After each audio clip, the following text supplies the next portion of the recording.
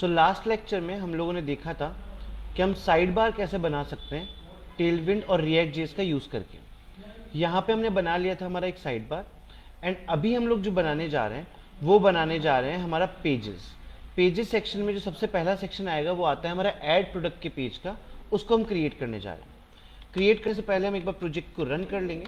तो मैंने C D admin कर लिया, एंड सी डी एडमिन करने के बाद हम यहाँ पे लिख देंगे npm run dev, and project को रन होने देंगे। नाउ अब हम जाते हैं कहाँ पे, हमारे ऐड वाले पेज पे, app.jsx पे।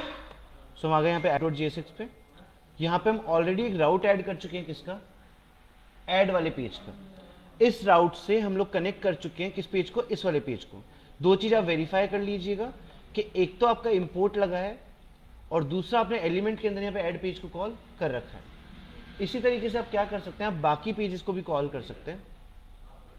आप यहाँ पे राउट पे जाएंगे, राउट पे जाने के बाद आप इसको कॉपी करेंगे एंड पेस्ट करेंगे। पेस्ट करने के बाद आप यहाँ से ये हटा देंगे और राउटिंग में यहाँ पे लिख देंगे लिस्ट, एंड यहाँ पे कॉल करेंगे अपने टैग को जिसका नाम है लिस्ट। जैसे कि ये नाम भी हमारा आ नहीं रहा है यहाँ पे, तो हम क्या करेंगे, इस इंपोर्ट को यहाँ से कॉपी करेंगे, यहाँ पे पेस्ट करेंगे, नाम चेंज करेंगे लिस्ट, और यहाँ पे जाके पेज को कॉल करेंगे जिसका नाम है लिस्ट। इसके बाद हम जाके चेक करते हैं क्या हमारा लिस्ट वाला पेज यहाँ पे आ रहा है। सेव करते हैं, बिल्कुल ये भी आ रहा है हमारा। सो नाउ नेक्स्ट काम क्या कर लेते हैं, हम एक बार के लिए हमारे इस प्रोजेक्ट को लोकल होस्ट पे रन कर लेते हैं। तो हम यहाँ जाते हैं एंड यहाँ पे पेस्ट कर लेते हैं। मीनवाइल हमारा प्रोजेक्ट रन हो रहा है, तब तक हम क्या करेंगे, हमारा थर्ड राउट भी डाल लेंगे यहाँ पे। इस राउट को कॉपी करेंगे, कॉपी करने के बाद हम यहाँ पे पेस्ट करेंगे। पेस्ट करने के बाद हम जो अगला ऐड कर रहे हैं वो एलिमेंट ऐड कर रहे हैं किसके लिए, ऑर्डर्स के लिए। सो यहाँ पे जाएंगे, राउट चेंज करेंगे और राउट करेंगे ऑर्डर्स। इसके बाद हम जाएंगे एलिमेंट्स पे और यहाँ से लिस्ट हटा देंगे और हमारे जो पेज का नाम होगा वो हम डालेंगे। उस नाम को डालने के लिए बेसिकली हम लोग यहाँ जाएंगे और लिखेंगे ऑर्डर्स। ऑब्वियस सी बात है, ऑर्डर्स इंपोर्ट नहीं हो रहा है, same will go here, will copy the import and paste it over here and will change it to orders. यहाँ पे भी हटा देंगे इसको और कर देंगे ऑर्डर्स। हमारे इंपोर्ट्स कंप्लीट हो चुके हैं। सेव करेंगे फाइल को और वेब पेज पे जाके चेक करेंगे, रिफ्रेश करेंगे। आप देख सकते हो तीनों पेज लिंक हो चुके हैं। हम जिस भी टैब आइकन पे क्लिक कर रहे हैं वो टैब आइकन का पेज हमारे यहाँ पे ओपन हो रहा है। अब एक एक करके हम बना सकते हैं बाकी सारे पेजेस को, ऐड आइटम वाले पेज को, लिस्ट वाले को एंड ऑर्डर्स वाले को। वो मैं आपको दिखाता हूँ। ये हमारा यहाँ पे ऐड का पेज, जहाँ पे ऐड पेज लिखा है। हम लिस्ट वाले पेज के अंदर जाते हैं और लिस्ट वाले पेज के अंदर अभी कुछ लिखा नहीं है, और इसका ऑर्डर्स वाला पेज। ना एक छोटे से कॉन्सेप्ट को समझ के चलते हैं यहाँ पे कि ये जो राउटिंग हो रही है, ये राउटिंग किस तरीके से हो सकती है, कैसे हम इस राउटिंग को कर सकते हैं। जब भी मेन्यू बार में अगर आप काम कर रहे हैं या फिर आप काम कर सकते हैं किसके अंदर, साइड बार के अंदर, वहां पे आप मल्टीपल लिंक लगाते हैं। वो सारे लिंक्स जो आपके हैं वो यूज करते हैं एक जो हमारी लिंक लगाते हैं रिएक्ट के अंदर, वो है हमारा किसका, नैव लिंक का। उस नैव लिंक की हेल्प से हम लोग कॉल कर सकते हैं हमारे मल्टीपल पेजेस को, एंड वो मल्टीपल पेजेस जो हैं वो मल्टीपल पेजेस क्या कर सकते हैं, मल्टीपल टैब्स में काम कर सकते हैं।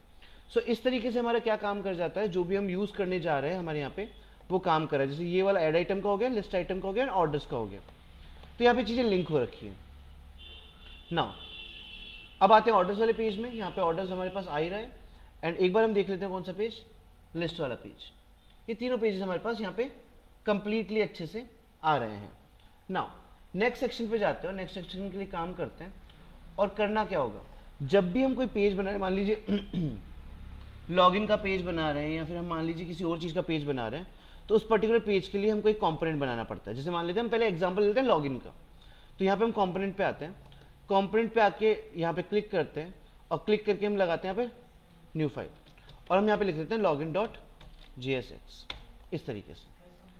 अब करना क्या होगा, अगर मैं login.jsx पे काम करना चाहता हूँ, या मैं list.jsx पे काम करना चाहता हूँ, या मैं app.jsx पे काम करना चाहता हूँ, किसी भी पेज पे, आपको उसका लॉजिक समझना है।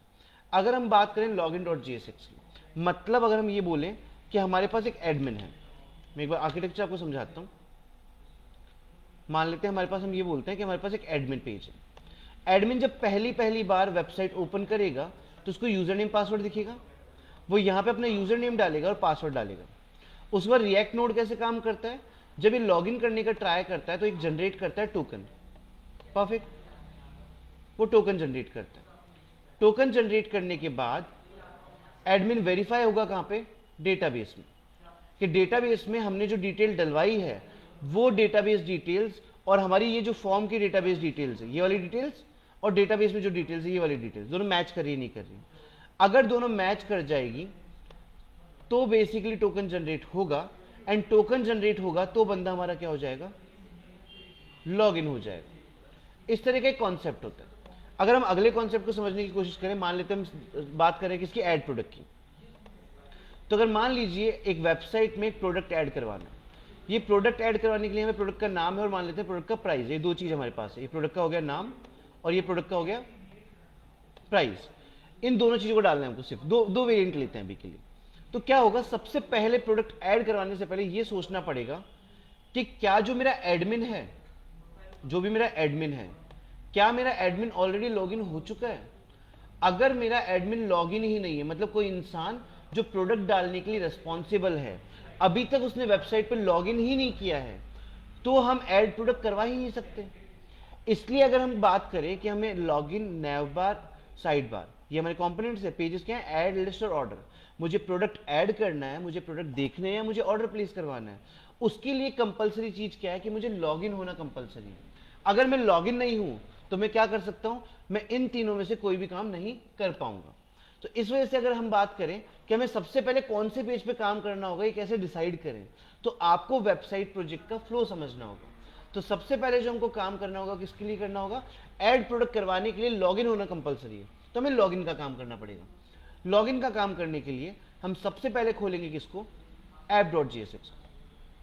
app.jsx को ओपन करके हम आ जाएंगे यहाँ पे और कुछ बाय डिफॉल्ट ऐसे वेरिएबल्स बना लेंगे जो हमें बार बार इस्तेमाल करने हैं। तो इन वेरिएबल्स को हम बनाने के लिए यहाँ पे लगाते हैं कॉन्स्ट, लगाते हैं स्क्वायर ब्रैकेट, एंड यहाँ पे एक वेरिएबल लेते हैं किस नाम से, टोकन नाम से, और टोकन के बाद हम यहाँ पे लगा देते हैं सेट टोकन।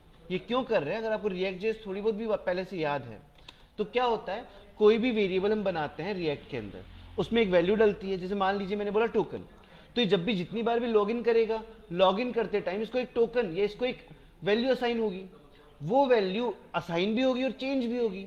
ऐसे काम को करने के लिए हम रिएक्ट जेएस में इस्तेमाल कर रहे थे यूज स्टेट। अगर आपको अभी भी नहीं पता कि यूज स्टेट क्या काम करता है तो प्लीज आप रिएक्ट जेएस की वीडियोस जाके गो थ्रू एक बार कर लीजिए, तो आपको आइडिया हो जाएगा कि यूज स्टेट कैसे काम करता है।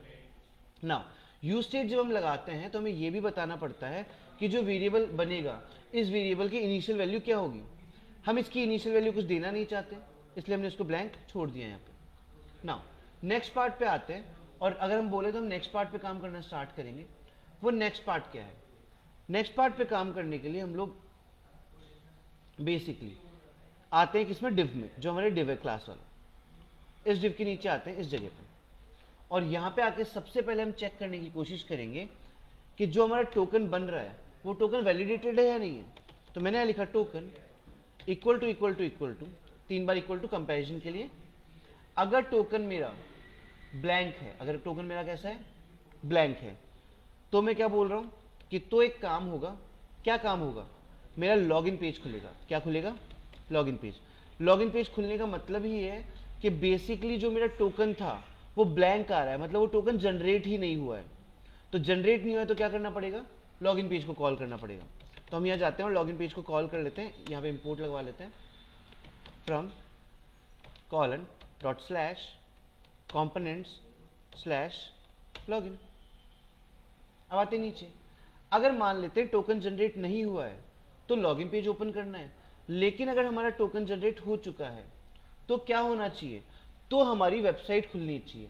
मतलब अगर टोकन जनरेट नहीं हुआ है तो लॉगिन पेज खुलेगा, और अगर टोकन जनरेट हो चुका है तो क्या होगा, तो हमारे लिए क्या होगा, हमारी वेबसाइट के अंदर बाकी पार्ट ओपन हो जाएगा।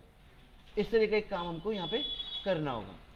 इस तरह का काम करने के लिए अब क्या है, ये जो मेरा ब्रैकेट है, कौन सा वाला ब्रैकेट, ये वाला ब्रैकेट, इस ब्रैकेट को मैं यहाँ से कट करता हूँ और कट करके डाल देता हूँ कहाँ पे, देख लेते हैं हम किस इस डिव के अंदर, हम डाल देते हैं इसको यहाँ पे, इसको यहाँ बैक कर लेते हैं। सेव कर लो। सो हुआ क्या, लॉजिक समझो। टोकन अगर एम्प्टी आ रहा है तो लॉगिन पेज खुलवाओ, इंसान से लॉगिन करवाओ, और अगर टोकन में कोई वैल्यू आ रही है तो क्या करो, मेन्यू बार दिखा दो और वेबसाइट दिखा दो, इस तरीके से। नाउ यहाँ जाते हैं, क्लिक करते हैं, अब देख लीजिए पेज कौन सा खुला है, लिस्ट वाला, पर खुल ही नहीं रहा है क्योंकि लॉगिन पेज के लिए डिमांड कर रहा है वो कि लॉगिन पेज खोलूंगा मैं सबसे पहले। क्यों खोलूंगा लॉगिन पेज, क्योंकि एडमिन हमारा लॉगिन अभी तक नहीं हुआ है। अगर एडमिन लॉगिन नहीं हुआ है तो पहले लॉगिन होगा, लॉगिन के बाद हम क्या करवा सकते हैं, हमारा ऐड प्रोडक्ट का लॉजिक या फिर लिस्ट प्रोडक्ट का या फिर ऑर्डर्स देने का लॉजिक प्लेस करवा सकते हैं। आई होप ये लेक्चर जो मैंने अभी लिया है ये आपको समझ में आया होगा। आज के लिए एक बार इतना रखते हैं, कल से एक बार स्टार्ट करेंगे इसके लॉगिन पेज और ऑथेंटिकेशन टोकन का logic. Thank you so much.